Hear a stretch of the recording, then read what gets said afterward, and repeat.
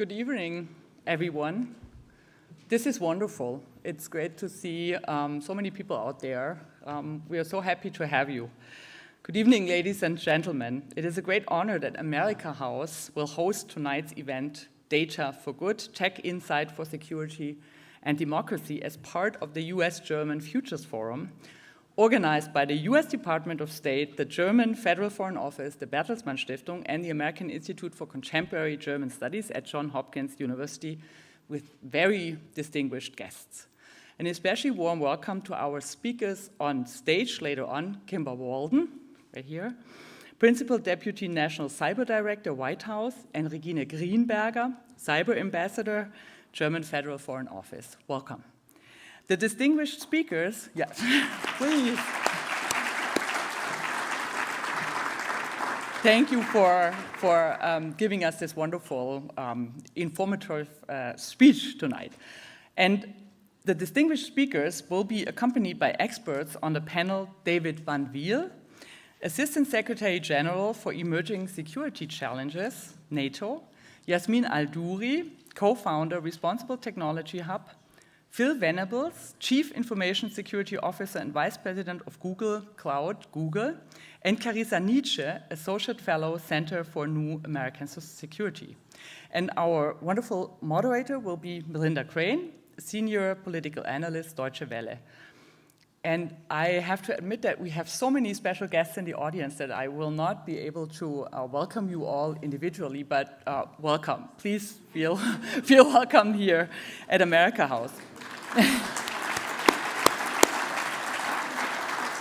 amerikahaus is not only a historic site. You might have realized that this is actually the original building from the 1950s.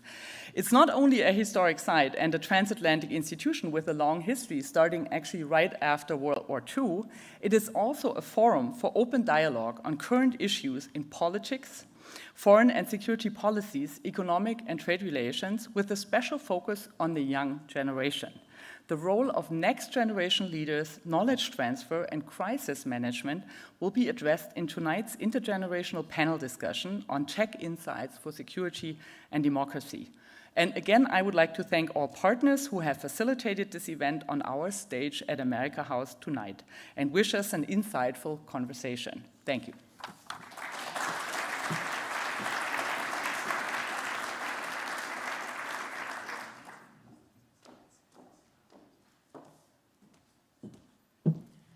Well, good evening, everybody. Micah, thank you. It's true that we could not be in a better location in Munich unless we were at the heart of the Bayerische Hof that needs to have the idea of an intergenerational conversation forced upon itself than amerikahaus. So, Dr. Micah Zwingenberger, thank you for being an absolute consummate host, and everybody who enjoyed the reception will agree with me.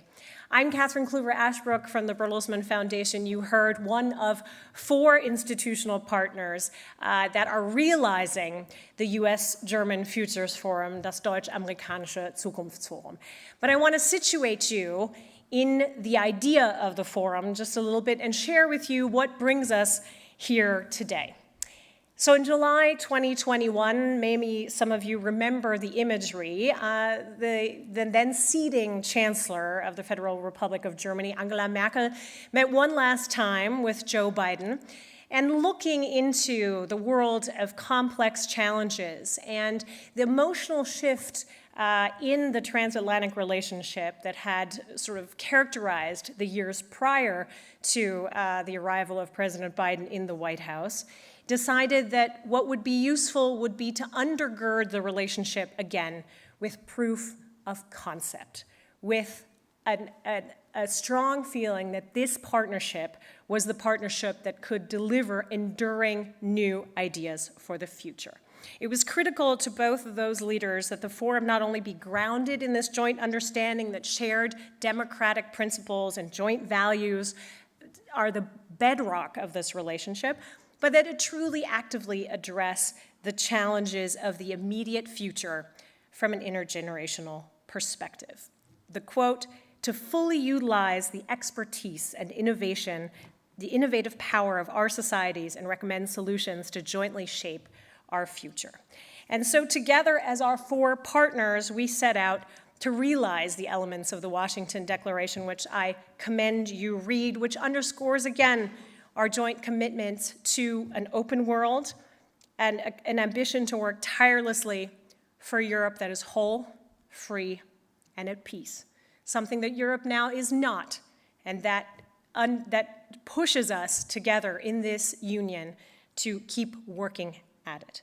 So as we near the first anniversary of Russia's invasion of sovereign Ukraine, this work could not be more important. And as we look into this nexus of technology and democracy, where Western institutions, Western technology companies have been so vital at sustaining Ukrainians on the battlefield and Ukrainian society at home and preventing disinformation from taking root at the heart of European partners, it is vital to discuss that intersection, but also how a shift in power is taking place when we have new dependencies on how technology can work. And I say only the word Starlink to get you to think about how we might have to renegotiate the power of corporations as we think about the interplay of technology and democracy. But in Munster, in November the 2nd and 3rd, on the sidelines of the G7 meeting, we brought together an intergenerational group. Some of you are right here in the audience, and I thank you for being here tonight, to discuss just how we could together practically address some of the challenges going forward. And I want to share with you that particularly magical and productive time we had over those 2 days on the sidelines of the G7 meeting. So, roll tape. We have to make sure that digital technologies are used for and not against people. And that makes our democracies stronger and not weaker. In order both to capture the upsides of technology, but also to deal with the downsides, there's a number one imperative in working together. No single country, whether it's the United States, whether it's Germany, can actually effectively meet these challenges alone.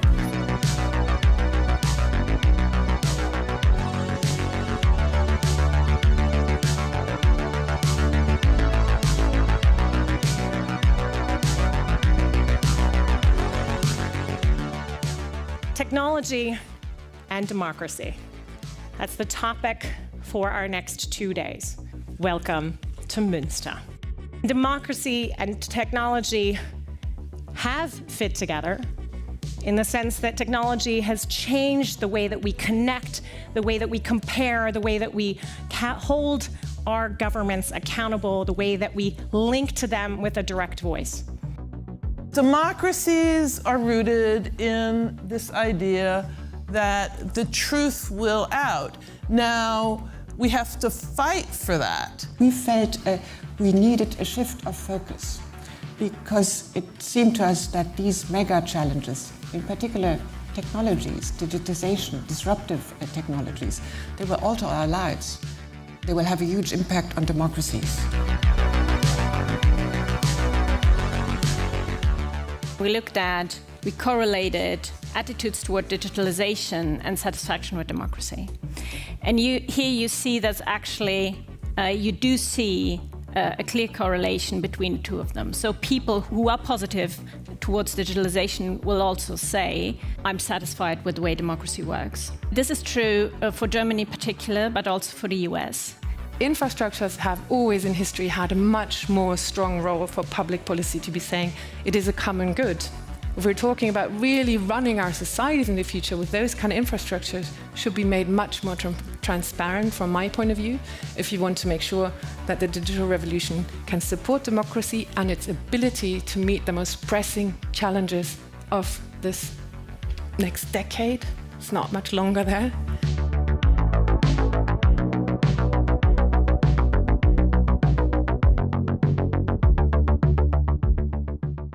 So we discussed a lot of topics, but we agreed that one topic is at the core of our solution, and it's a topic of interoperability. Software systems inside governments and between governments can talk to each other and exchange data. And we agreed that Germany, the EU, and the US should found a standardization body to ensure interoperability in all the software vendors and the landscape in Europe and the allied partners.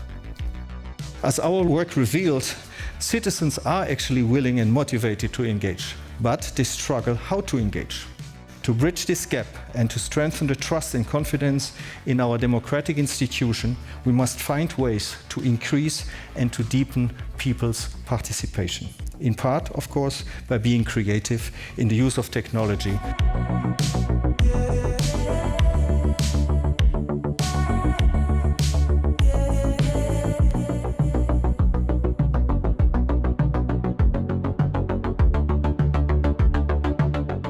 Good afternoon. My name is Ingo Zamperoni. I welcome please Secretary of State Antony Blinken and Foreign Minister of Germany Annalena Baerbock. One of our strongest tools is the rule of law. So we should use the rule of law. And this is not to fight freedom, also not in the internet. A regulated platform with rights and rules is something normal in societies. Annalena talked about the work that we're doing together to try to set standards, to put in place the rules for how technology is used. That is more important than ever. To the extent that values infuse technology, we want to make sure that the values that we stand for together, the United States and Germany, carry the day.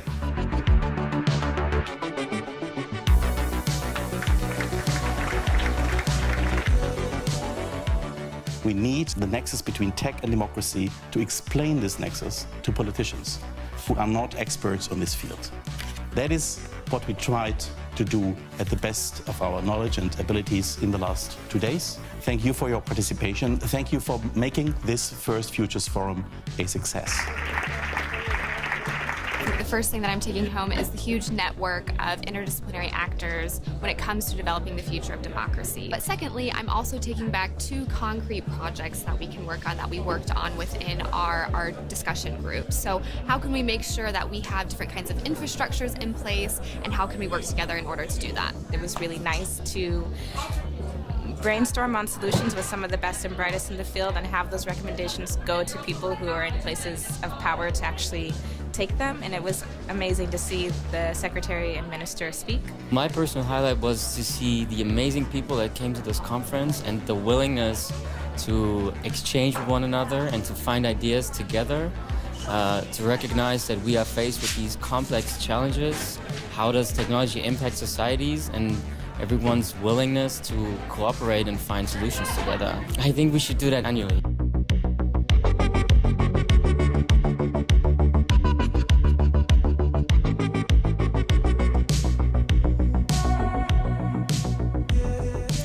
And rest assured, we will do it annually. And Jeff Rathke from the American Institute for Contemporary German Studies will share with you how we're thinking about the 2023 conference right at the conclusion of our session.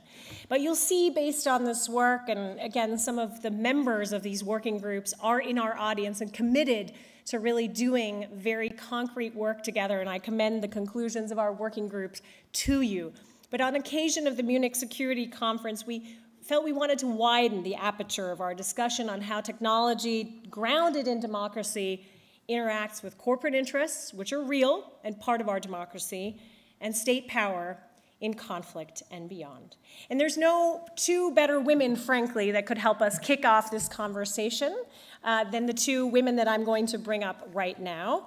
Kemba Walden is, as of today, with a wonderful new promotion, the acting National Cyber Director in the Office of the National Cyber Director. And can we congratulate her, can we?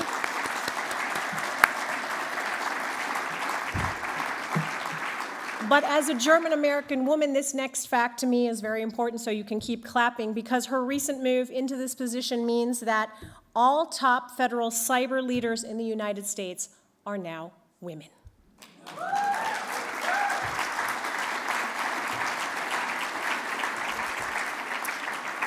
Let me say a few more things about Kemba's accolades. She served as the inaugural Principal Deputy National Cyber Assistant for 8 months, where she led and co-led the organization, overseeing the development and growth of the office. In her tenure, the Office of the National Cyber Director drafted the National Cyber Security, something we in Germany want to keep pushing forward, our own, and spearheaded the first ever national cyber workforce and education strategy, because of course that is where the next gen comes from. And she previously served as the Assistant General Counsel in Microsoft's Digital Crimes Unit, so she knows this intersection of corporate and government very well, but spent over a decade also at the Office of Homeland Security, so has really looked at the problems we're going to address today, I think from every possible angle. So join me in welcoming first to the stage, Kemba Walden.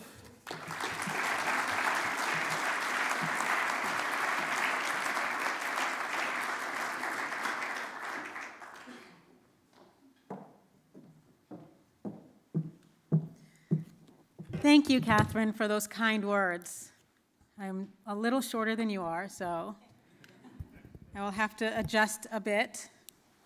And Catherine's right. So we have a trifecta in Washington right now with Ann Neuberger, Jen Easterly, and myself leading the cybersecurity policymaking and operational apparatus. So it's a good day.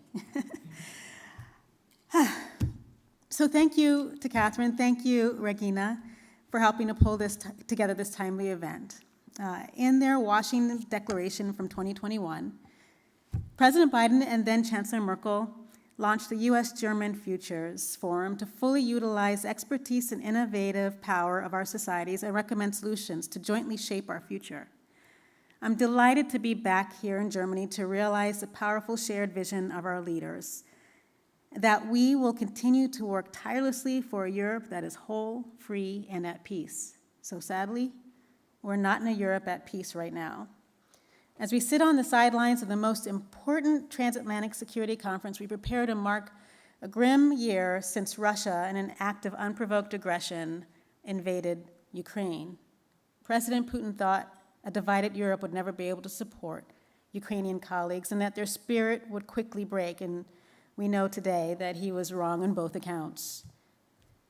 Our commitments to each other, to a free Europe, have never been stronger, which is why my first international trip after joining the White House was here to Germany. And my second international trip to Germany is on my first day as the acting National Cyber Director. We will hear from the panel and across the upcoming conference about lessons learned from Ukraine. But one of our roles in the Office of the National Cyber Director is to apply strategic context, to look over the horizon, consider insights drawn from ongoing and existing threats, and prepare for the next challenge. As President Biden has noted in his national security strategy, the United States faces an inflection point where the choices we make today and the priorities we pursue will set us on a course that determines our competitive position long into the future. Over the next 10 years, the contours of our great power competition, be they military or diplomatic, technological or environmental, will be set. And this evening, I'd like to share some thoughts from our forthcoming national cybersecurity strategy that hangs off the national security strategy to provide a framing for this weekend's dialogues. The President's strategy, which my office has led in drafting, begins by acknowledging a profound truth. Technology and humanity are intertwined, and as such, technology is freighted with all the better angels and demons of our nature. Technology does not itself represent a value system, rather it carries with it the values of its creators and operators, us. Technology, therefore, can bring great advancement from groundbreaking vaccines to essential services for the underserved, but it can also be used by anti-democratic forces to suppress or to misinform. And the Biden-Harris administration, just like our German counterparts, believe that democratic societies have an imperative to infuse our values of human dignity and freedom of expression into our technological choices. Our North Star is building an internet that is equitable, safe, and reliable.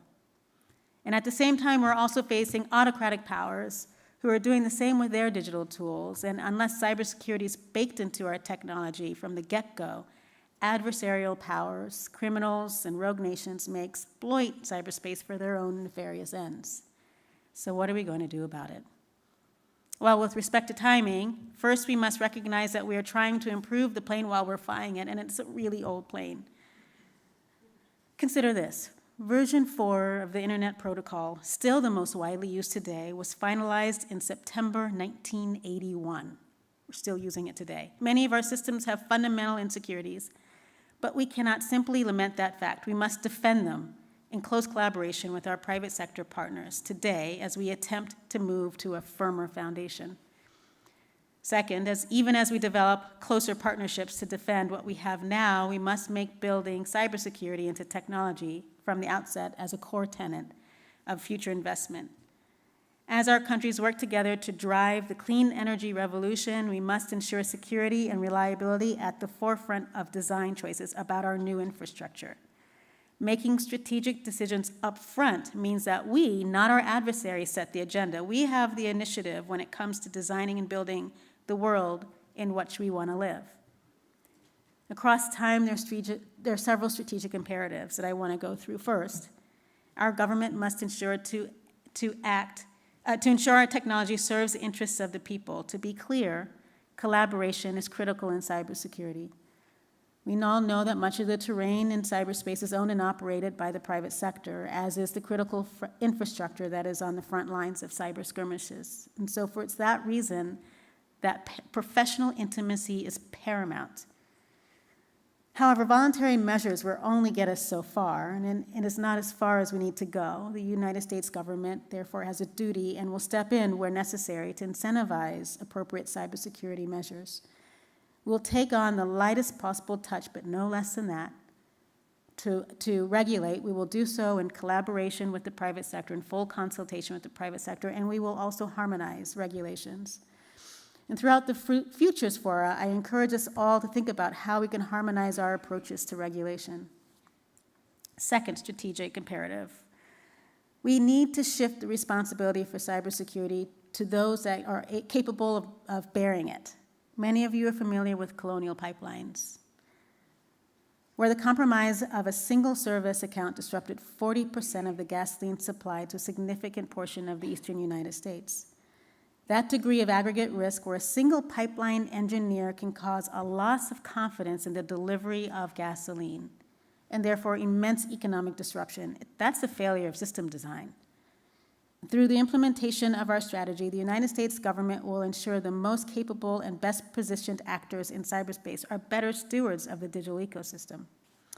And finally, the final strategic imperative that I want to highlight today is that we recognize that everything in cyberspace happens in an international context. The internet has revolutionized what it means to scale. The digital ecosystem we rely on is global in nature, and the blast radius from cyber attacks can encompass the entire world. Even in our national cybersecurity strategy, then, we must build on our shared values, like those found in the Declaration for the Future of the Internet. And we must forge international partnerships to pursue our shared goals. Through the strategy, we are recommitting to the principles of responsible state behavior in cyberspace. We will work with our partners to strengthen their cybersecurity capacity while at the same time expanding our ability in collaboration with advanced partners like Germany to assist in times of crisis. We will also continue to refine our activities to attribute and to hold irresponsible states accountable. In keeping with the spirit of the Futures Forum, I am mostly here to listen.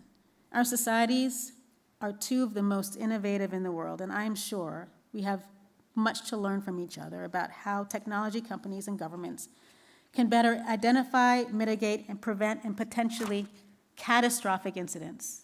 We live in challenging times, but I'm optimistic. I'm optimistic that through collaborations such as this, the values-driven we can have a value-driven digital ecosystem that is indeed whole, free, and at peace. And in that spirit of collaboration, I would like to pass the mic back to Catherine and to listen to what Regine Grienberger has to say. Thank you so much.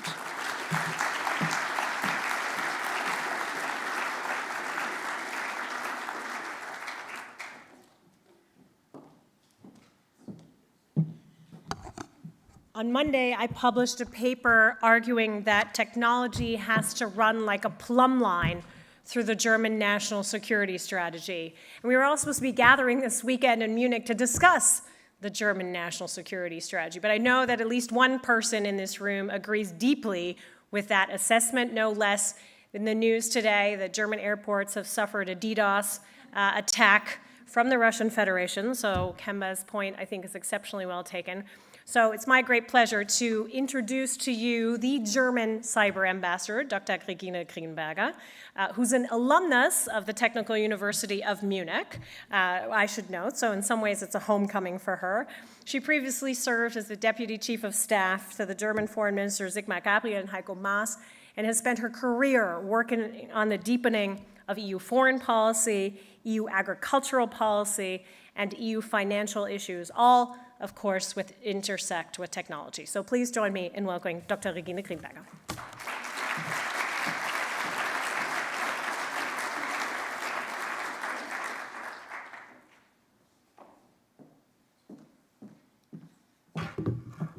Don't do this, Catherine. I'm not much longer than Kemba.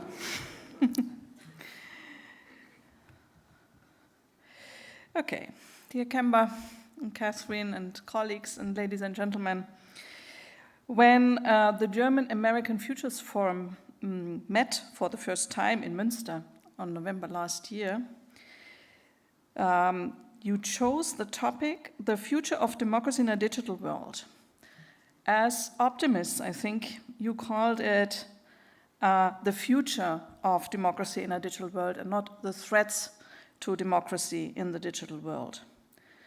Not everything is going smoothly with democracy in the digital age. This was already clear after the first round of our discussions. Today we want to sharpen our perception of the risks. They will become more and more relevant as digital transformation proceeds, and one is concerning online content. This is disinformation. The other one is concerning the internet infrastructure and data security itself, that is cyber risks. But let's not admire the problem for too long. Let's rather establish together what we can do, each of us in his or her role, as government, private sector, civil society, academia, to preserve democracy in a secure, digitized world. I want to pick up with a term that Kemba used in her remarks, professional intimacy. I have to admit that I had difficulties with it when the two of us first discussed this wording, and that was last year when we first met at a conference in Potsdam.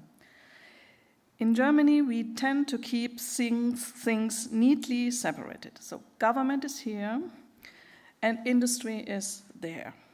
If it's mixed up too much, if the lines become too blurred, headlines speak of ugly lobbyism or a consultant's affair in German media.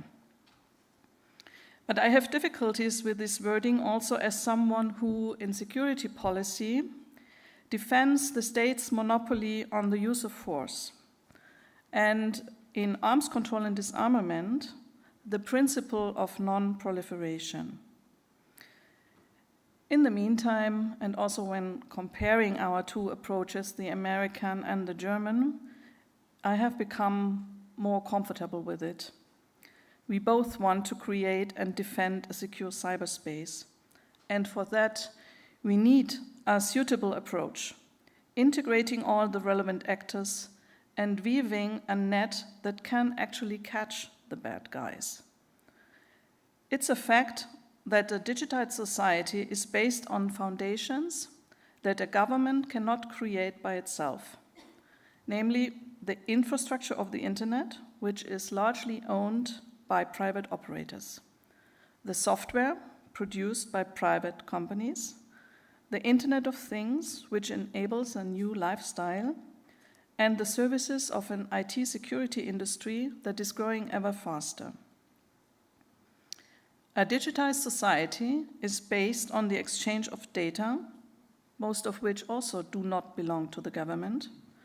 However, protecting data and enabling its meaningful use is now front and center of national security.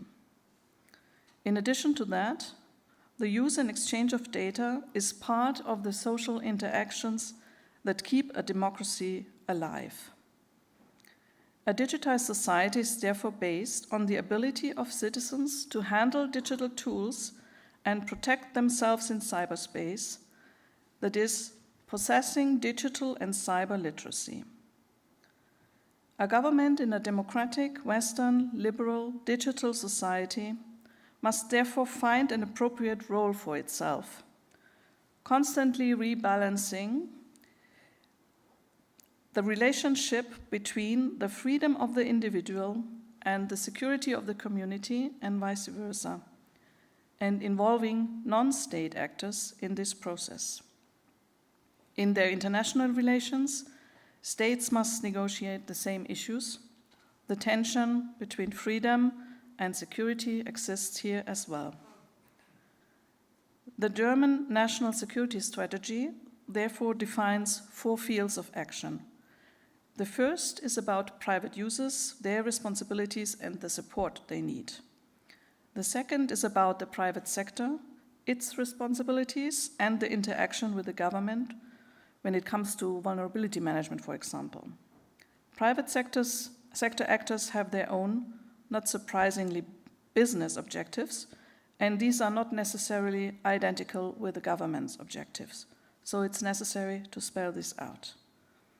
The third chapter is about the state organization itself, the cyber governance architecture, which is consequently also made transparent for the other stakeholders.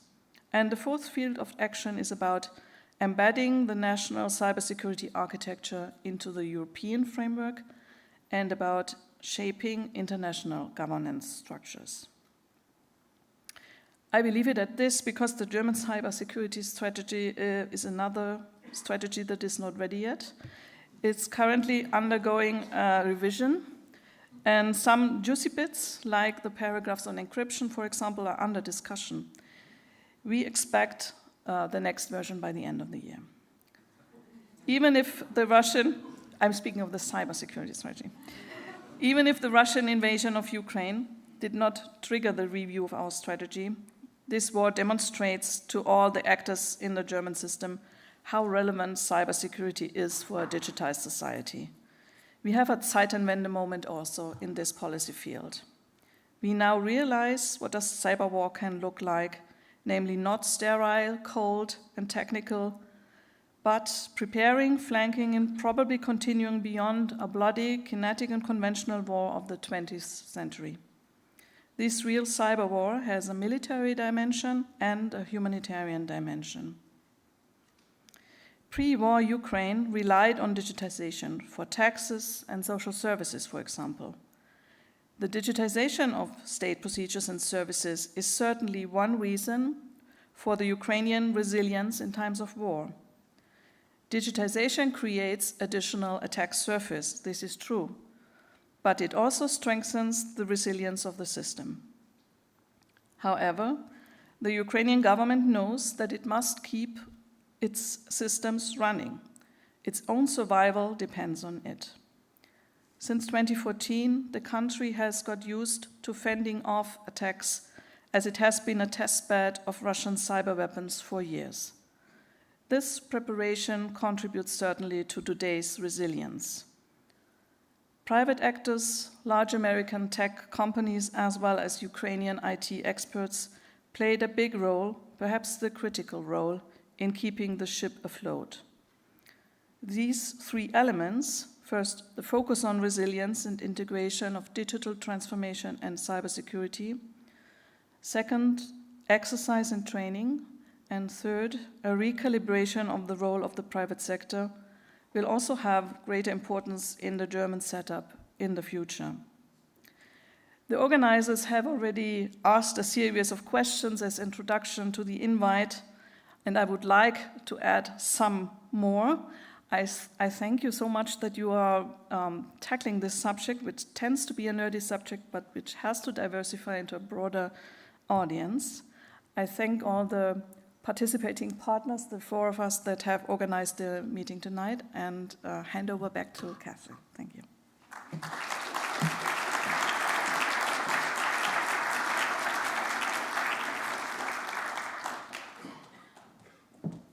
Well, I have really only one duty now, which is to hand over to our excellent moderator. I'm thrilled she is here. Another German-American, if I may, Dr. Melinda Crane, who will bring up our panel. So thank you very much to both of our opening speakers. Melinda, the panel is yours.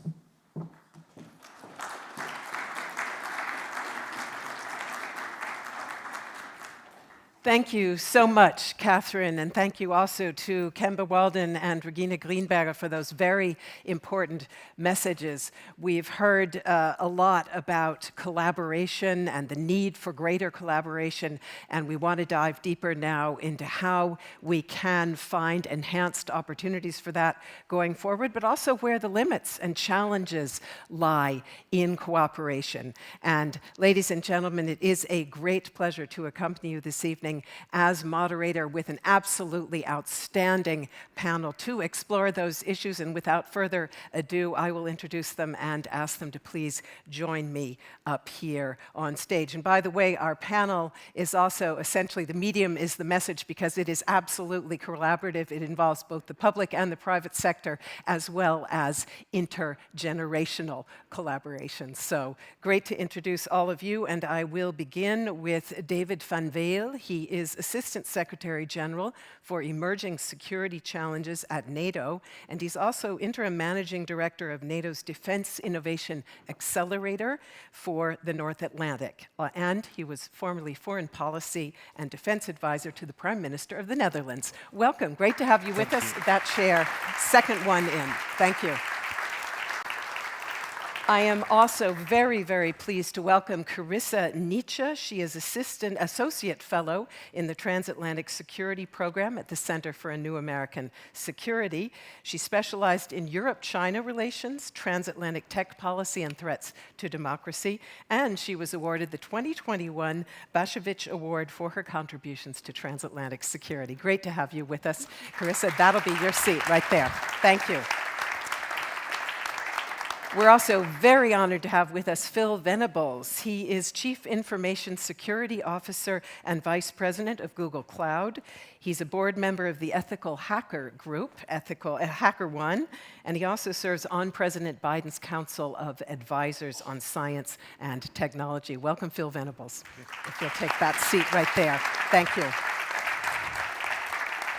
And finally, I'm so glad to greet Yasmin Al-Douri. She is co-founder of the Munich-based Responsible Technology Hub, which promotes intergenerational exchange amongst industry, academia, policy, and the general public, connecting, educating, and advising on responsible tech solutions. And she was recently awarded a Landecker Democracy Fellowship. Congratulations on that. And that'll be your seat right there.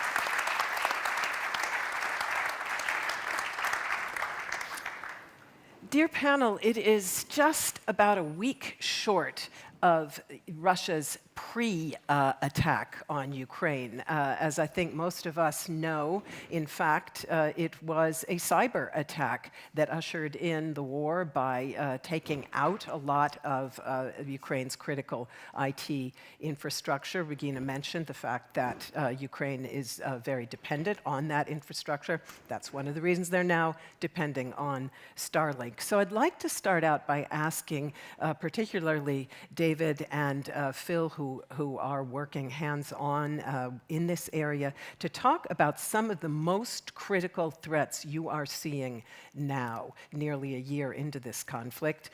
What kind of challenges you are dealing with in trying to identify sources and mitigation measures, and what collaborations you're involved in to do that. And all of that, briefly, if you would, please, because there's a lot more to say. So wow. Please, I'll start with David. Unfortunately, it's so many questions in one, and I can pick and choose and take a few. Right.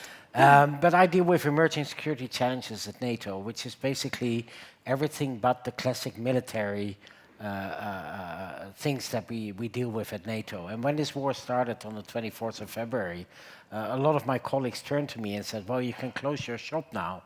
We're back to grenades and artillery and tanks and aircraft. And I said, well, that's true, but if you look closer, then it is a classic conventional conflict with a lot of technology and cyber weaved into it. Cyber attacks precluded this war. Cyber attacks were happening simultaneously with the attack on the infrastructure of Ukraine. We've seen the communications going down with spillover effects even into Germany here via the hack of the KSAT network. We've seen the move of data centers out of Ukraine to make sure that the government could continue running. We see the use of AI in translating intercepted calls from Russian soldiers. We see the use of facial recognition in finding out who were the perpetrators of the war crimes in Bucha. I can go on for hours and hours, but this is very much a conventional classic war combined with new technology. And I think the challenge is that a lot of that technology, and it's been mentioned by the previous speakers, doesn't come from defense. It comes from the private sector, from big companies like Google, but also from smaller startups that are now deploying their technology into Ukraine. For us, the challenge is how do we keep abreast of this technological development and how do we cooperate with the private sector in a way that benefits both. Let me just briefly ask you, because you've said elsewhere that AI-supported attacks are a huge challenge. Can you just briefly tell us why that is? Why are they different? But I think we're at the starting point of AI, if I can put it that way, or at least AI to the magnitude that it really exceeds our conventional capabilities. And I think cyber defense is a good example there. We are now facing such complex attacks aided by AI that it's almost impossible to fend them off without the use of AI ourselves. And that means we're using technology that is hardly regulated, that we haven't been able to put into a controlled environment. So that's a risk. It's something we need to work on. Let me jump over to Phil and ask you to talk about some of the biggest threats that you are seeing at Google. Yeah, so in the context of Ukraine, I'll talk about what we've done over the past year, because that's essentially what we continue to do and in increasing amounts. So, from the very beginning, we've had our Google Mandiant incident response teams on the ground, helping Ukraine detect and eject attacks and keep their infrastructure up and running. We spent a lot of time across our infrastructure, making sure that we continue to make sure that all of our communications to deploy to support services in the Ukraine are resilient. And that involves constantly repairing, adding, and thinking about communications resilience, including support for different ground stations for space communications as well. We spent a lot of time dealing with the denial of service attacks from Russia into Ukrainian infrastructure, and so we continue to deploy what we call our Project Shield, which is our free denial of service mitigation capability. We continue to upgrade, feed intelligence into that we gather on a day-to-day basis to make sure that that continues to be effective. We've also done a range of things on countering Russian misinformation, disinformation on our platforms like YouTube, and a big part of that is also detecting and responding to deep fakes and other construction and other AI-generated construction, which is going to continue to be a focus. We've also done a number of things like providing air raid alerts on Android phones to let citizens at least have a chance of getting themselves out of the way of incoming attacks. And then we continue to spend a lot of time making sure that we're giving the Ukrainian government and their public services and their companies as much support as we can. And that's included, for example, us giving away a whole bunch of licenses for our secure communication and collaboration technology, Google Workspace, to get them onto a more secure communications environment that can withstand attacks. And every day we take our threat intelligence capability and feed that almost like a digital immune system, regularly updating all of that environment to keep everything up and running. And so we're going to continue doing that for as long as it takes. Can I just ask you, how did that cooperation come into being? Did Ukraine come to you and say, we think we need this, this, and this? Did you go to them and offer it? And where are the challenges in that interface? Yeah, so it was a bit of both. So we had a lot of cases where, because we've got some unique capabilities, that they knew that because we'd been partnering with them for the past few years, they came to us. Then there was a lot of it, we sat around internally thinking, what capabilities do we have that we can bring to Ukraine? A good example was Project Shield, that again, this denial of service mitigation technology that's historically built and given away for free to not-for-profits, to media organizations that come under attack by regimes like Russia that don't have the facilities and capabilities to defend themselves and don't have the money to often pay for a commercial service. So we constructed that. So one of the innovations we thought was, why don't we just give that to governments as well? And Ukraine was the first willing recipient of that. Carissa, Ukraine, as Catherine mentioned, and I also mentioned just now, is now relying on Elon Musk's SpaceX Starlink satellite system in order to provide internet services. And those services cover a lot of different areas, including some of the drones that Ukraine has been using to essentially identify and fight off Russian attacks. Now, as we all know, I think, Elon Musk has said he doesn't want that satellite to be used for that purpose any longer. He's moving to restrict Ukraine's use for drone control. Is that illustrative of one of the very thorny weaknesses of this private-public cooperation? Essentially, there's almost an element of single supplier weakness here, isn't there? Absolutely. I mean, I think we've seen some of the pitfalls of public-private cooperation through this case study, but I don't think that we should underestimate how much of this is Elon Musk is going to Elon Musk.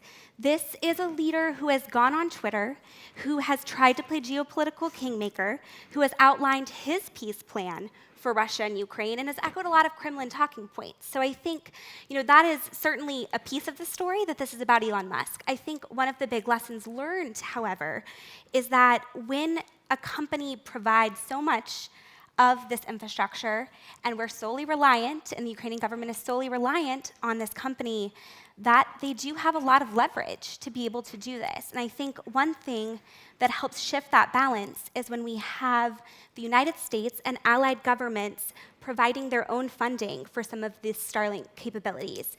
Back in April, Musk had noted that figure at 85%, that the US and allies were providing 85%. He's since said that, that was at about $15 million, I believe. He's since said that in the next couple of years, or in the next year, it'll be about $400 million in order to operate those satellites, that internet service in Ukraine. So I think that that's a key area where we need to see the West, we need to see the US and allied governments ponying up more money, because it really is clear that that shifts the balance and allows him to have a lot more leverage than I think we'd like to.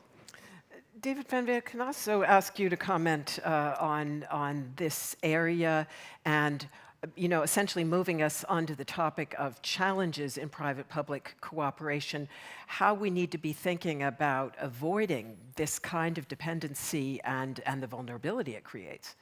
Well, I was sitting together with SpaceX about 1.5 years ago, and I thought we were going to talk about rockets, but the vice president came in, he said, no, that's boring.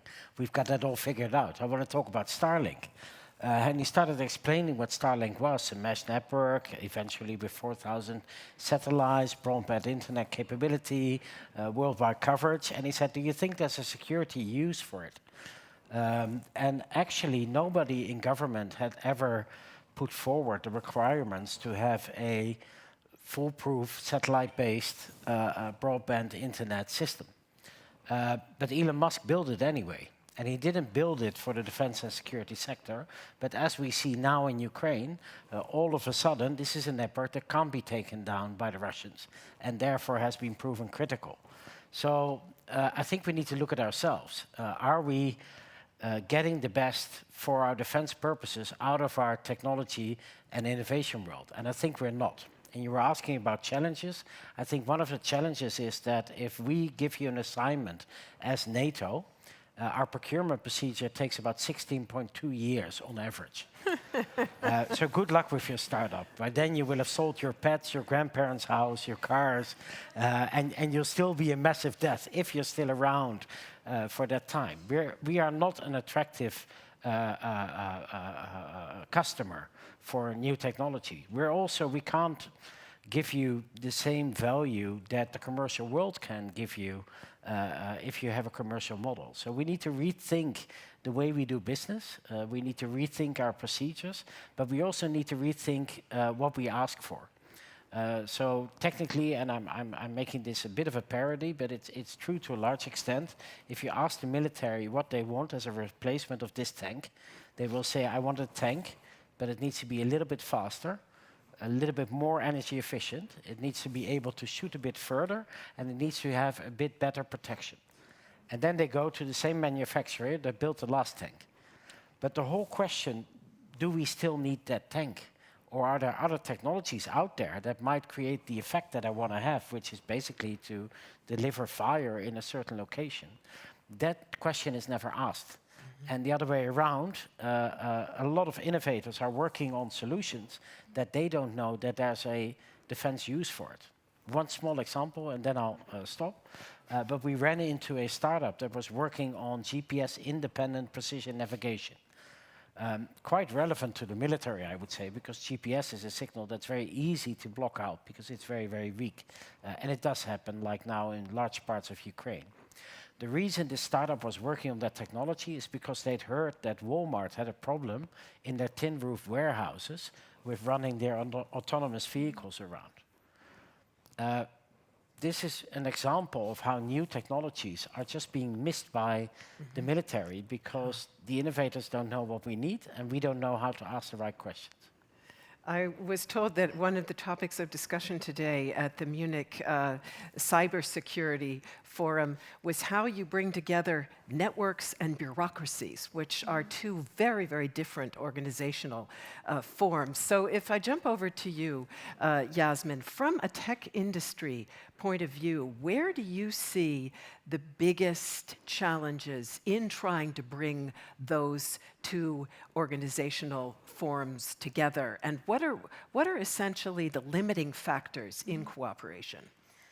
I'm really glad that you actually brought up the financial constraints. So we see financial constraints in the public sector, specifically when it comes to providing the infrastructure, but also recruiting talents. So if we look at big tech firms such as Google, for example, if you're able to give a high salary to new talents, to young talents, obviously they're probably going to go there and they're not going to necessarily work for the public sector. So this is one issue. The other issue is also how or where do we define what type of collaborations we actually want to go for. So in some aspects in security, it makes sense, specifically in cybersecurity, we actually talked about this multiple times this evening, where it actually makes sense to bring civil society with profit-making companies together, but also with the public sector. So these are multi-stakeholder forums where this could actually work. But in other areas, such as, or in other areas that are security-related, such as predictive policing, which is one method in law enforcement, this is an issue where we see that these methods might not actually work, and specifically civil society organizations like the ones that I work for are very much critical about these methods. So we see there is collaboration already happening between the public sector and the private sector, specifically when we look at projects that were actually implemented in Germany when it comes to predictive policing, such as Scala in Nordrhein-Westfalen. We see that heavy big tech companies were actually involved in that, such as IBM.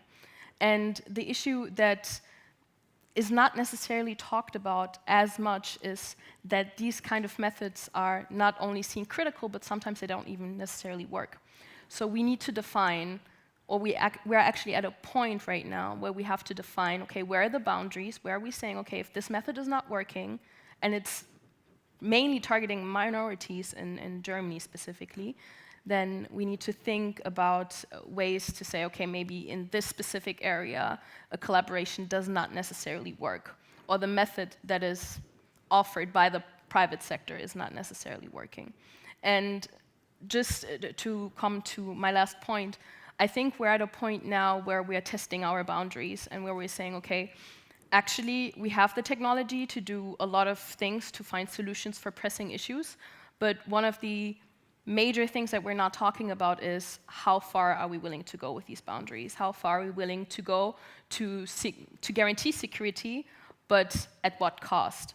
Are we going beyond specific means? Are we going beyond the actual democratic norms that we have set for ourselves, such as human dignity and privacy? Carissa, what about aspects like data protection? It was mentioned earlier as one potential challenge, but also IP issues. If you're looking at this kind of public-private cooperation, are there innovative solutions for dealing with those? I think the data issue is really a big one. We see kind of this lack of communication between the public and private sector in some cases. I think the FBI had estimated that they only heard about 20 to 25% of cyber incursions that happened in the private sector. And I think one reason for this is this data issue. There is one, a willingness not to overshare.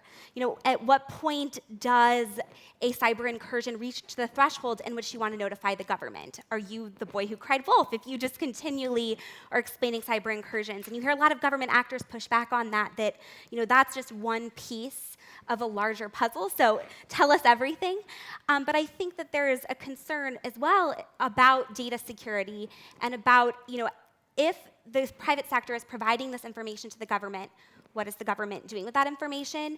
When you go into the details of these cyber incursions, it gets really into the technical details, and a lot of that is proprietary data, proprietary technology. So I think that's absolutely a critical problem and something that we're going to have to be able to work through. I think that the JCDC, the Joint Cyber Defense Center, I believe, that the U.S. just stood up, is a great example of how this has gone right. It is a very neutral forum, and we have seen through the November 2021 Log4 Shell attacks that this was used very well because it was neutral and a lot of information was kept private. Let me ask Phil if he'd like to comment on that, because you have suggested elsewhere that governments need to create workable mechanisms for sharing information and better mechanisms for sharing it with the private sector. Are you seeing evolution on the part of governments in this area? Yeah, so one of the things I'll preface this with I'm wildly supportive of public-private partnership, but there's a lot of talk of public-private partnership around the world that starts off with, we should share more information, and then it goes quiet, and then and everything will get better, but nobody talks about what you need to do in between. And I won't bore you with the details of a South Park episode on this, but it was called the Underpants Gnomes, and it was the same thing. But the reason it's so important to figure out how to operationalize the middle, because in many times, like for example, we get asked by governments, given who we are and the aperture that we have on threat intelligence, that can we share some information? And the answer is, from us, is in principle, yes. What would you like under the constraints that we can share it, because we absolutely have to keep privacy sacrosanct? And in what way would you like it? What you're going to do with it? How are you going to operationally? And the answer to that is sadly often not quite sure, and then we end up partnering with those governments or those authorities to stand up that operational capability. So to your point about the JCDC, where the DHS JCDC worked well, and we were one of the founder members of that, is it established the protocol by which we share information, who shares what when, and what they do with it on both sides. And it's a two-way relationship, so we're able to share, again, within the constraints of what we can, respecting privacy, and we're able to get back from the government, in the constraints of what they can share in non-classified ways. And together, we're able to tip and cue activities from each other that goes after the bad actors, whether they're nation state or criminals, much quicker. But that was a lot of work to set up that approach. There's also private sector organizations called AICGS, Information Sharing Analysis Centers. These are great operational capabilities. We've taken them from kind of artisanal to industrial scale operations like the financial services ISAC. We just joined, for example, the healthcare ISAC, and we're providing real-time threat intelligence into the healthcare companies that share it with each other.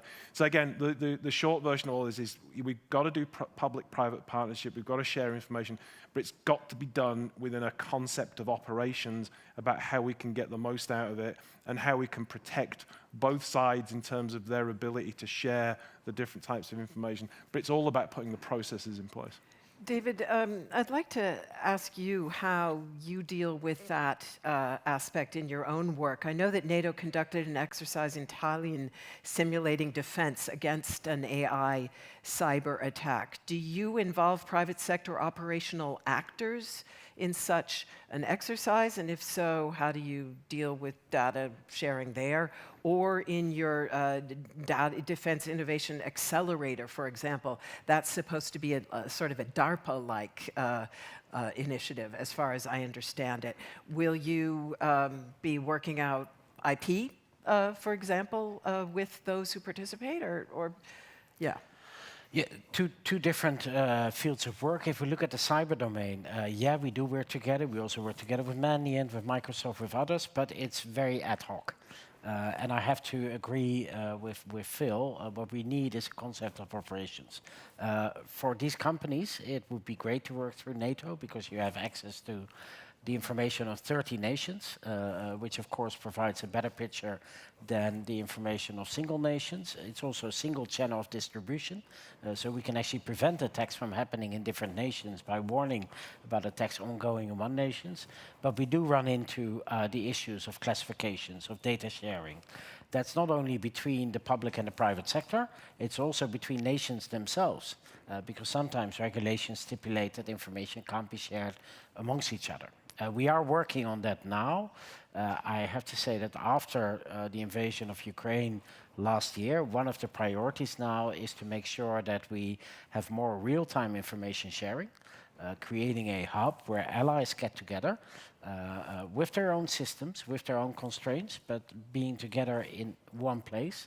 And we want to involve industry in that as well, to make sure that we have that more structured cooperation, so we don't have to build it when the time comes.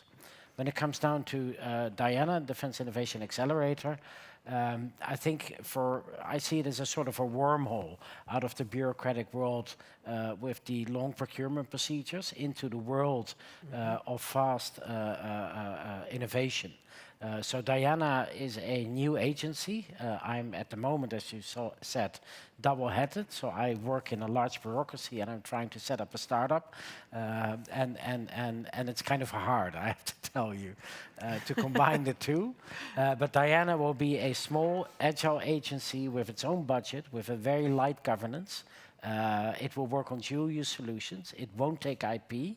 It will be able to give grants. And what it will give is access to military end users for continuous spiral development of new technologies, with the prospect of, one, developing a commercial arm, because we are going to help companies in setting up the commercial arm. We believe in the dual-use model, and at the same time, be early adapters as the armed forces of new technologies.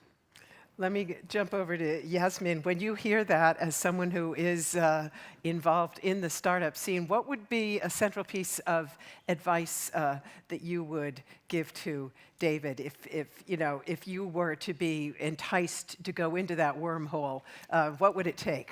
Create more spaces for young talents. I think that's the main issue that we're having right now. So when we talk about enhancing cooperation, we actually have to first define what is hindering us from cooperating and why is it happening. And one of the main issues, specifically when we talk about civil society, is that there's a huge mistrust. So people don't trust necessarily not all big tech firms, but many of them. And the reason for that is because their trust has been abused. We've seen it in the last years. And in order to overcome this boundary, we have to find spaces where we can spaces like these, multi-stakeholder spaces, where we can actually cooperate with each other. And cooperation can look in different ways. It can be debating on these issues, such as we're doing right now, but it can be also spaces where we can actively co-create technology.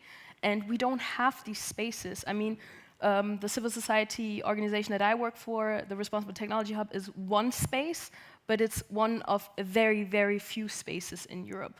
And that's an issue, especially if we are saying we want to actually get the new generation of leaders into this field, and if we want to push them to actually involve themselves also in the public sector. So from the perspective of the civil society, we just need more spaces and we need more investing into these spaces and the organizations that are already there.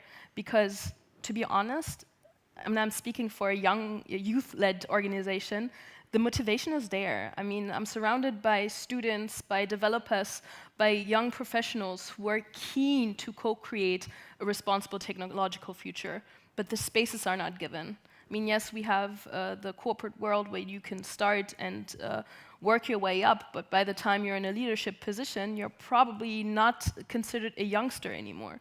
And that's an issue. If we want to really continue to say, okay, we want to enhance cooperation, we need to include a new generation, a young generation, and most importantly, we need to create space and make the table open for these kind of generations.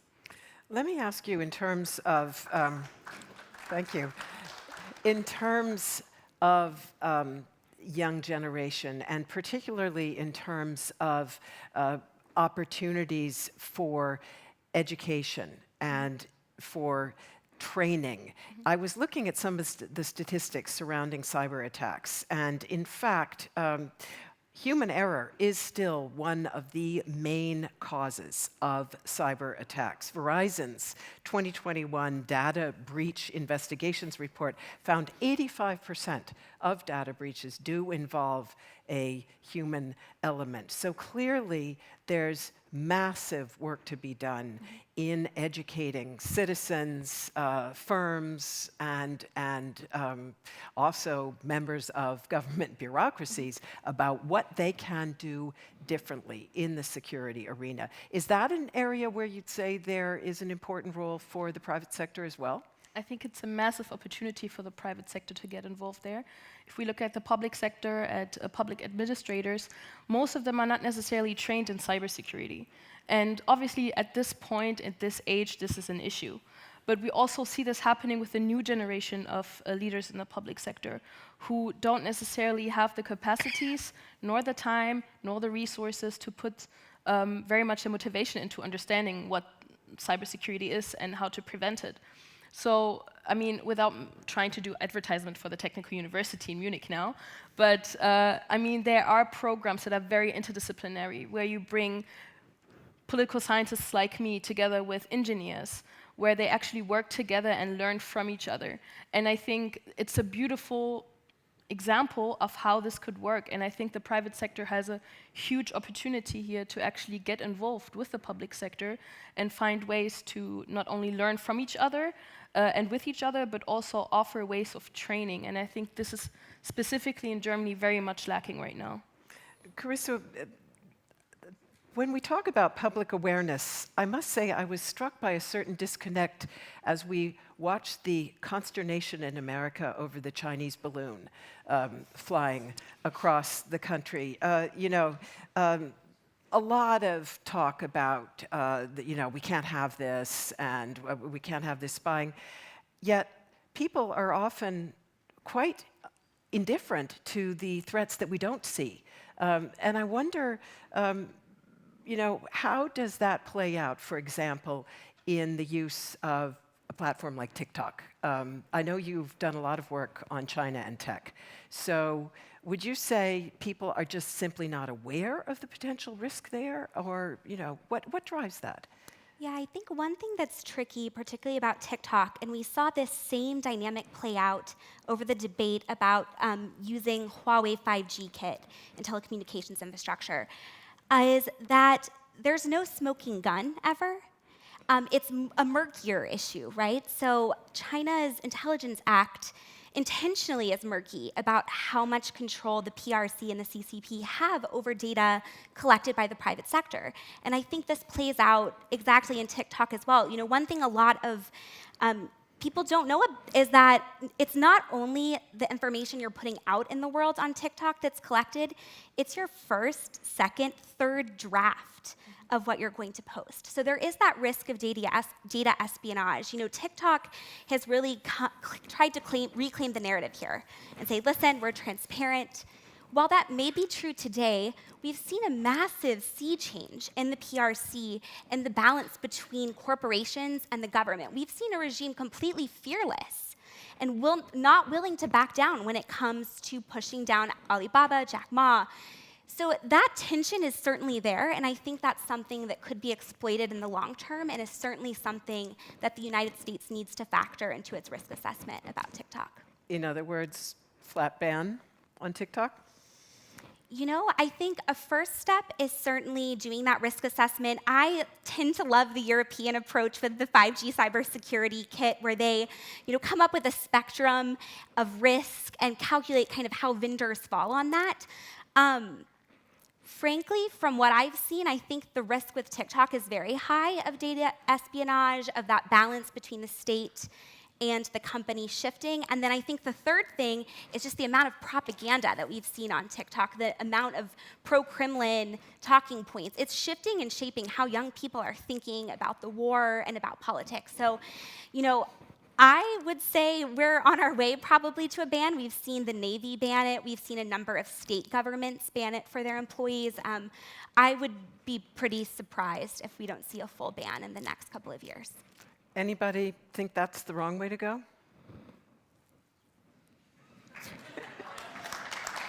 I see Yasmin sort of. I mean, I think we're going to talk about regulation in a little bit Indeed, anyways. let's talk about it right now, because okay, let's talk about it right now.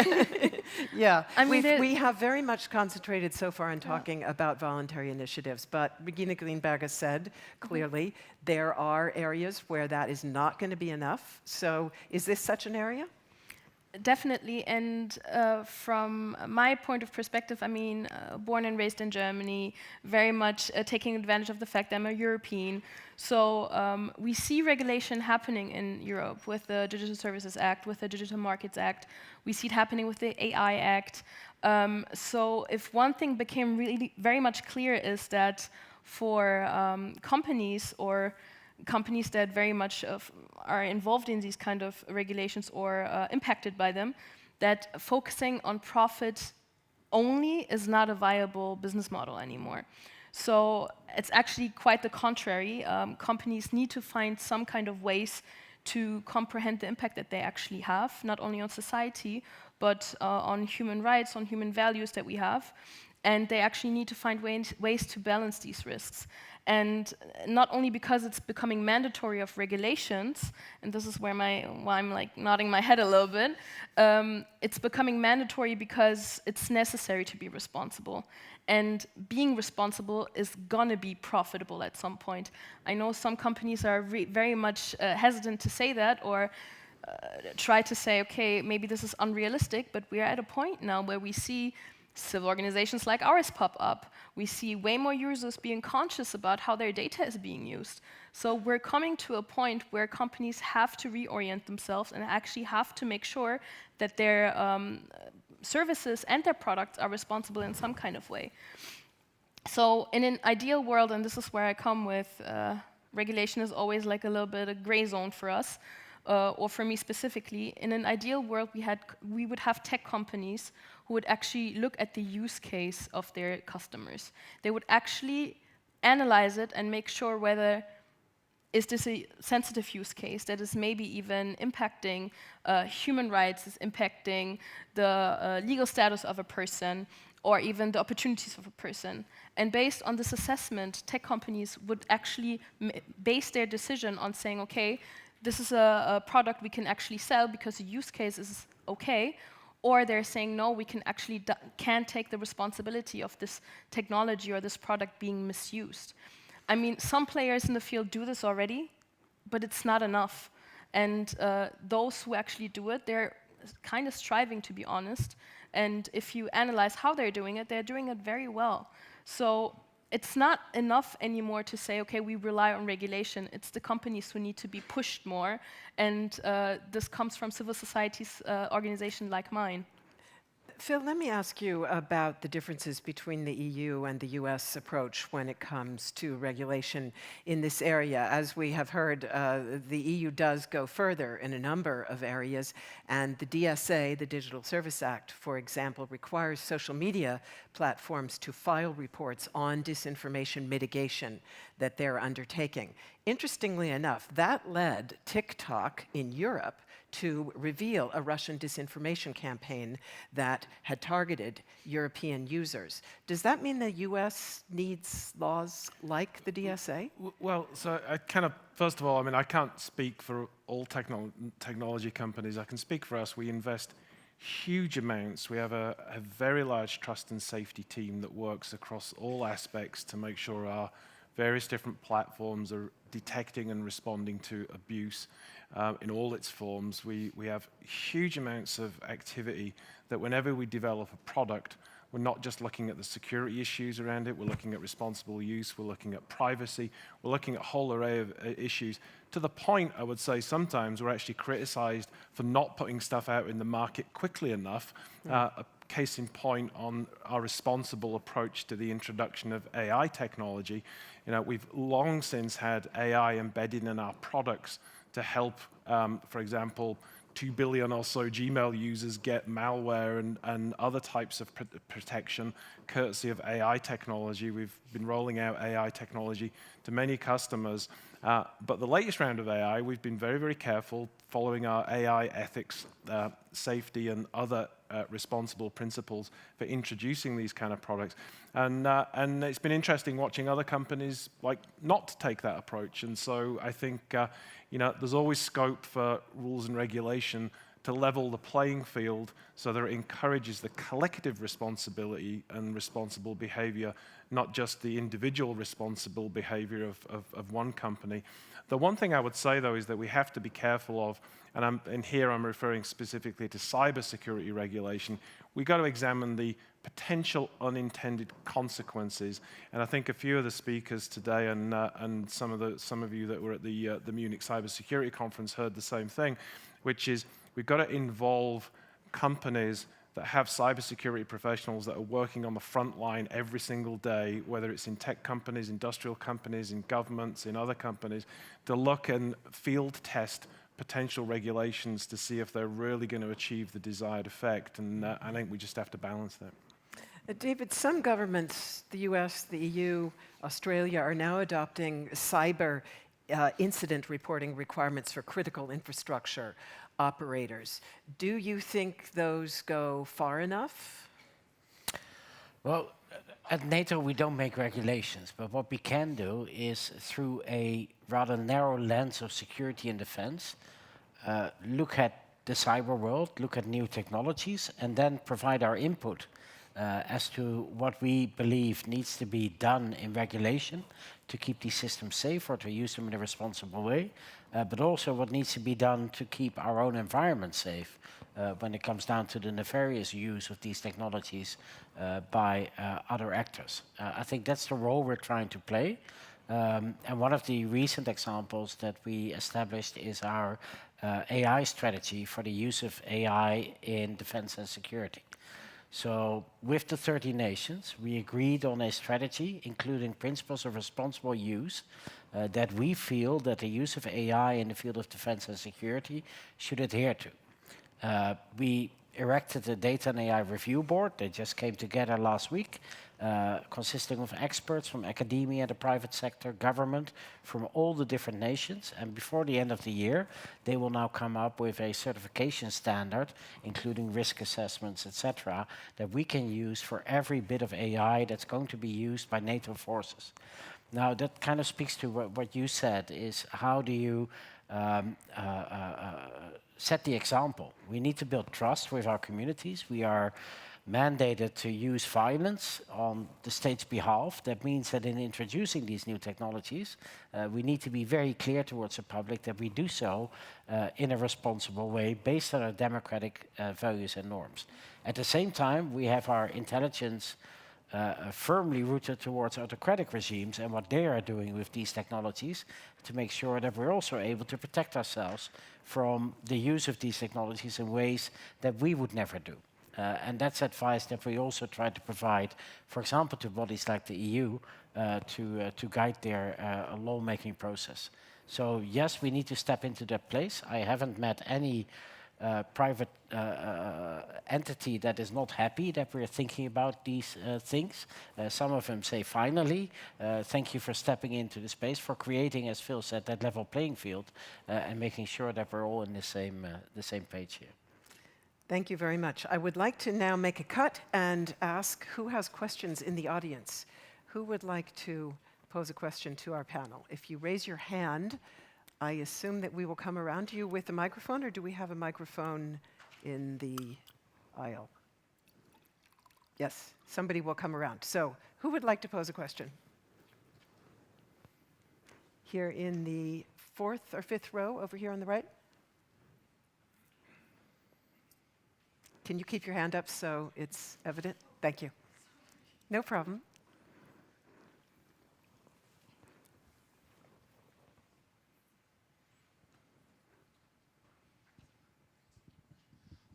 Hi. Hi. Thank you for taking the question.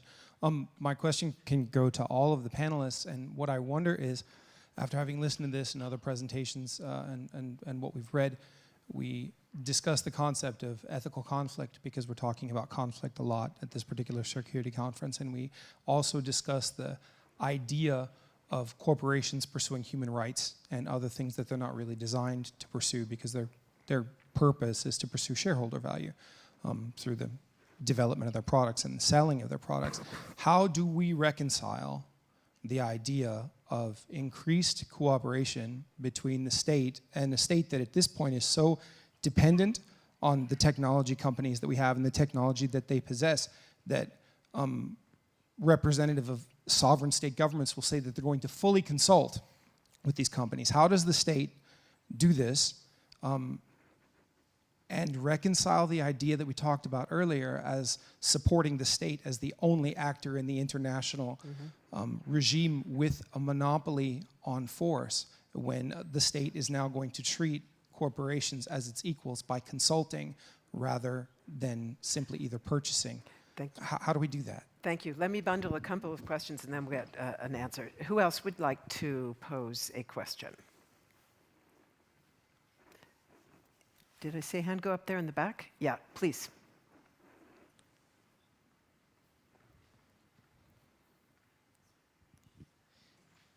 First of all, thank you very much to all of the panelists. It's been very interesting. My question is directed to Phil specifically. You mentioned that Google is providing the SHIELD project without any cost. How was the decision-making mechanism behind that decision? What were the drivers for going for it? I'm guessing they were in geopolitical, maybe they were ethical, and how did you sell those drivers to your shareholders? Thank you. Shall we take one more? Anybody? I have one in the front row, please. Over here, and then another one back there. So let's take 2 quick questions and then we'll get quick answers.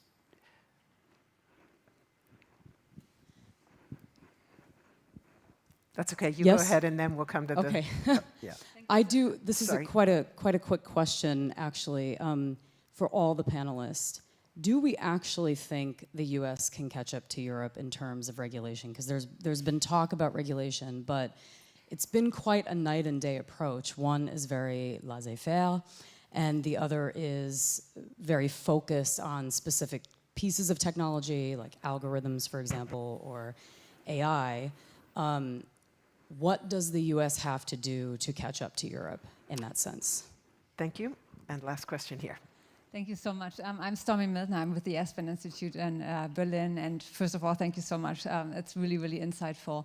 I know that we are talking about the U.S German Futures Forum, but if we talk about democracy and security, we also need to think a lot about a lot of other countries than those two, and also China, but also India, Brazil, and many other emerging economies, which are sometimes not always so decided where to go in which direction. So what I wanted to ask all of you is, how can we pull them closer to us and closer away from the regimes where we don't want them to go? Thank you very much. Great questions all. Nonetheless, we have very little time. So I am basically going to go straight down the panel and ask each of you to speak to whichever aspects you care to address. And I'll start here with David. Yeah, let me address the first question on how to reconcile the objectives of the private sector and the state objectives. I think we're behind in understanding technology. When we invented GPS, which was a state-led invention, came out through the defense sector, then was rolled out in the commercial world, by the time it was, the regulation was in place as to what the limits were, what you can do in the system, what not. In today's world, our information-based world, that is not the case. Governments, for the most part, haven't got a clue, and a lot of the infrastructure, as was said in the previous speakers, is in the hands of the private sector. So we have to interact with the private sector. Then the question is, who does the regulation in the end? And that should be the states. And it's to the benefit of the companies, because if the states regulate, then the companies go to their shareholders and say, well, this is a regulation, so this is what I'm going to do. Give you an example, I'm also working on climate change and energy transition in the armed forces. If we don't put in our requirements for new fighter jets that there needs to be a more sustainable fuel system in that aircraft, not one of these companies is going to build it. Because they need to justify to their shareholders why they're making that investment, and that's what governments do. So that's how I see the collaboration between those two. On the BRICS companies, maybe very shortly, I think we're in a race of imposing democratic values on new technologies. We've neglected that for a while. So in the UN, we've seen a country like China has been very active in taking crucial positions in standard-setting organizations. If we don't set the standards from our democratic values, then others will. And I think those countries on the fence need to follow our standards. To speak to, can the U.S. catch up to Europe on regulation, I don't think the U.S. wants to. I think that this is encompassed in that really broad question of what is the balance between regulation and innovation? Does regulation squelch innovation? And then I think most importantly, the question of when do you regulate? And I would argue that Europe regulates too early and the U.S. regulates too late, and we need some kind of Goldilocks solution. Very quickly on the global south, I think that this is going to require a massive change of messaging and how we talk about these issues. This can no longer be about a competition between democracies and autocracies. As we saw from Chancellor Scholz's trip to Latin America, that doesn't work. If we want to partner with the global south, we're going to have to accept some truths that we would otherwise not accept. And I would just also say that we should probably start with digital infrastructure and supply chains, since those are probably the most important for both their interest as well as ours. So I'll tackle the Project Shield question about how do we wrap our commercial heads around providing such awesome free technology to people, and so we have massive capacity. I mean, when you when you support over 4 billion people every day on all of our services, we have to have this huge capacity, and we regularly mitigate the world's largest denial of service attacks, and so contrary to what some people might say, we still very much live to our kind of founding mission of don't be evil, and there's a lot of good we do in the world. And our entire employee base mostly joins Google because they have a great desire to do good. And we fund a lot of things, and one of the things that we funded out of our so-called Jigsaw unit was the creation of this, mainly for media organizations and not-for-profits. And it was a pretty logical extension for us just to apply that to also help defend Ukraine. And there's really kind of not that much of a capacity. We have such large capacity, it's not that much of a hit for us, and it's not something we necessarily feel like we need to charge for. I'll just address the question about regulation as well. And so one of the things I think sometimes people forget about the US is there are 17 critical infrastructure sectors. Most of those critical infrastructure sectors have very powerful sector-specific agencies who set very prescriptive and, in fact, quite heavy regulation. So, if you're a US financial institution or a US healthcare company or a US energy or telecoms company, you very much do not feel like you very much feel like you're very, strictly regulated. And in fact, we as a cloud provider have to maintain hundreds of certifications just for US compliance rules in each of those critical infrastructure sectors. Now, could there be more harmonization, more consistent federal regulation?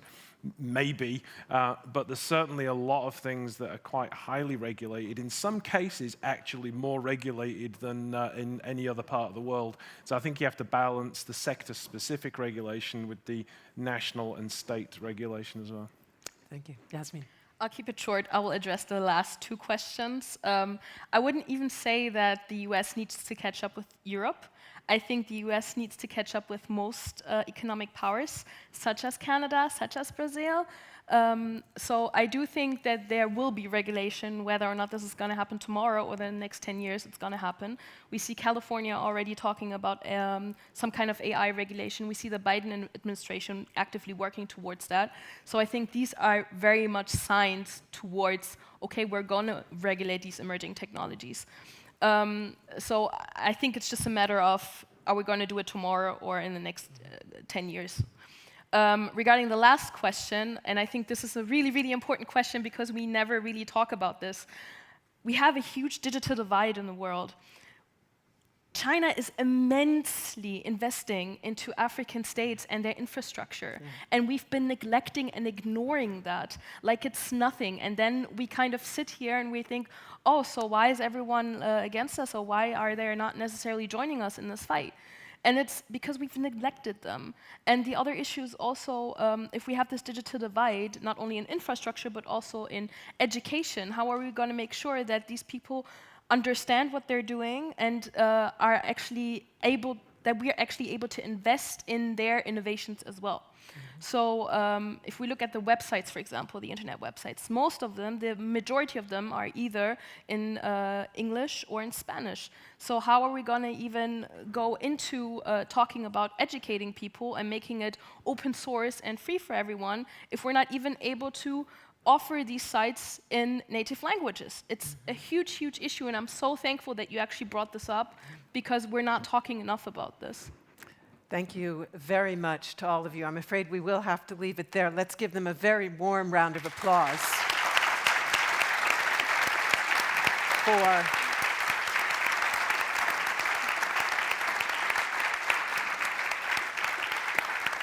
what has been, I think, a very rich and very thought-provoking discussion for all of us. So I will invite you to please take your seats in the audience once again, because we are now going to hear some closing words from the forum's co-host and organizers. Ladies and gentlemen, as Catherine reminded us at the outset, the Futures Forum is an ongoing series. And in fact, we will now hear when and where we can look forward to the next installment in that series from the president of the American Institute for Contemporary German Studies, Jeff Rathke. You have the floor. Jeff, please. Thank you.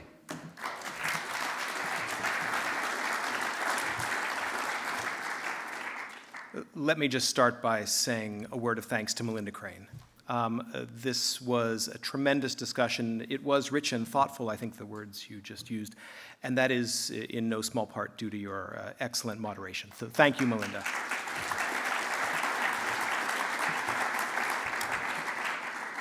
It's a great privilege for me and for my institute to be a partner in the Futures Forum, which is all about taking a fresh view on major challenges and building new networks of people in Germany, in the United States, across generations, to look at these challenges with new eyes. And therefore, it's very exciting for me to have the opportunity to announce tonight the theme of the 2023 activities of the U.S. German Futures Forum. We probably should have queued up a drum roll or something for it. But anyway, our theme for this year is building a global green future together. Now, why? Maybe you don't need any convincing, but a couple of things that we had on our minds as we came to this conclusion. When we look at the interconnected energy, climate, and geopolitical challenges we face, we see the urgency of transforming the energy economy and moving more rapidly away from our dependencies on fossil fuels.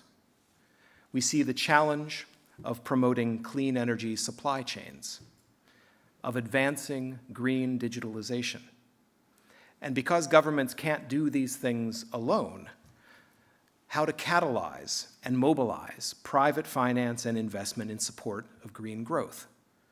We also see the subnational level and the role that it plays in promoting sustainable economies and infrastructure.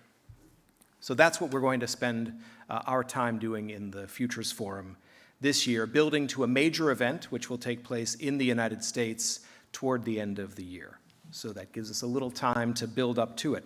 And we'll do that in an intergenerational way, bringing together the public, non-governmental, and the private sectors, along with scholarly communities in both countries, and including voices from the Global South.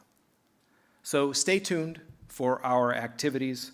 Follow the Bertelsmann Foundation, the State Department and its embassies and consulates, the Foreign Office and its embassies and consulates, or my own institute as well. Look for the hashtag U.S. German Futures Forum, without the period and without the hyphen.